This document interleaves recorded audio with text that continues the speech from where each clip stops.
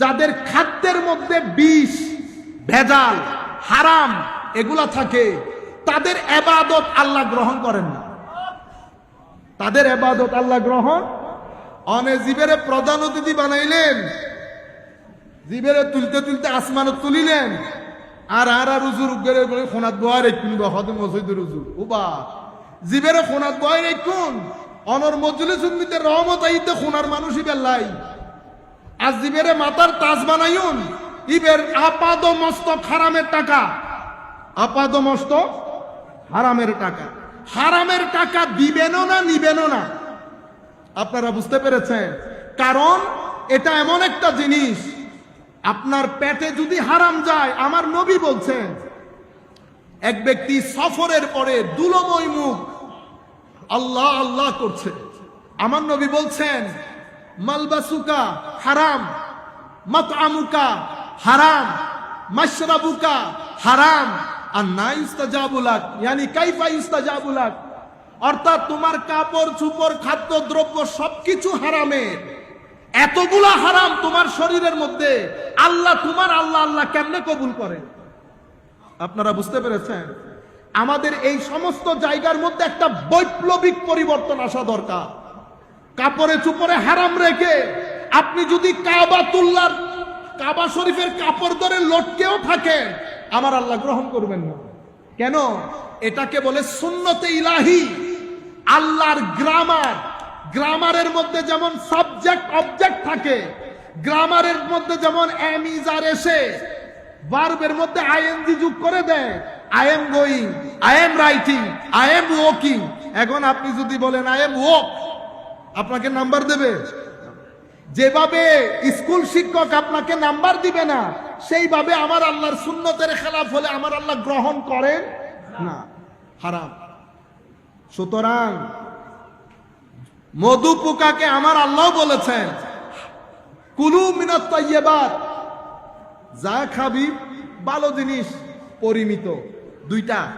3 number জিনিস, পৃথিবীতে রাস্তার কোনো অভাব নাই, সকল রাস্তায় তুই চলতে পারবি না।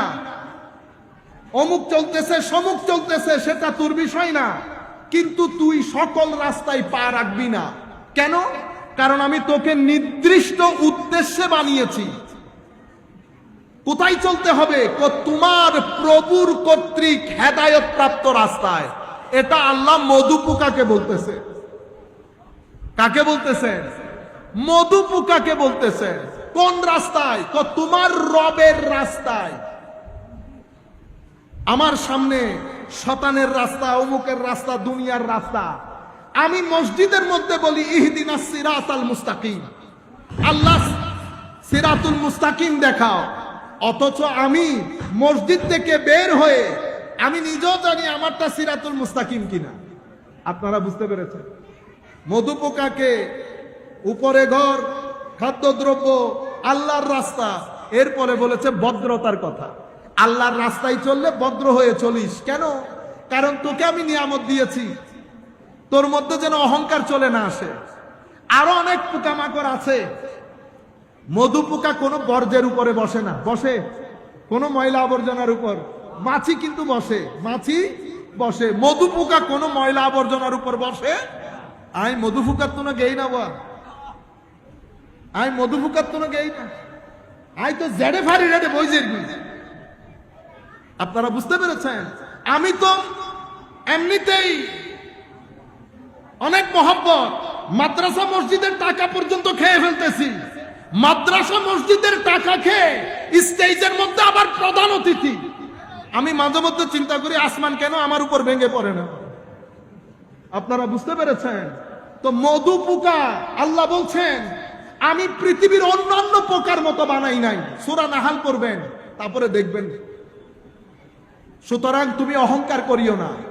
এই 4টা জিনিসের কারণে মধু পোকার পেট থেকে যেটা বের হচ্ছে সেটা মধু। সেটা কি জিনিস? মধু। মাওলা মধু কি জিনিস? শিফাউল লিন্নাস, কুল কায়নাতের মানুষের সমগ্র অসুস্থতার শেফা।